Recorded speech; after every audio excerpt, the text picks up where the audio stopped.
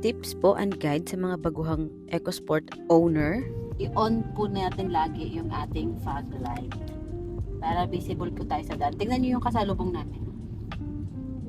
Ayan, tignan niyo po. Ayan, diba? Meron sila. Para visible po, kita tayo pag mga malakas yung ulan. Disclaimer, nakatingin po ako, may nagbibideo po sa akin ha. Ano po ako, alert po ako sa kalsada. Okay, ingat po ang lahat. Ganito lang po ang pag-on natin ng ating fog light. Nandito lang po yan sa left side. Ayan, nasa center po yan.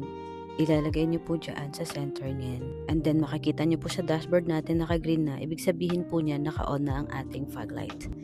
As a EcoSport owner din po, of 6 years na actually itong aming EcoSport.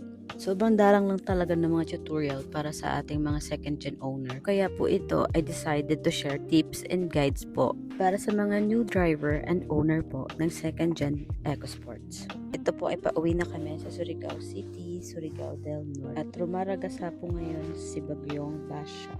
Kaya ingat ang lahat. Thanks for watching po. Drive safe.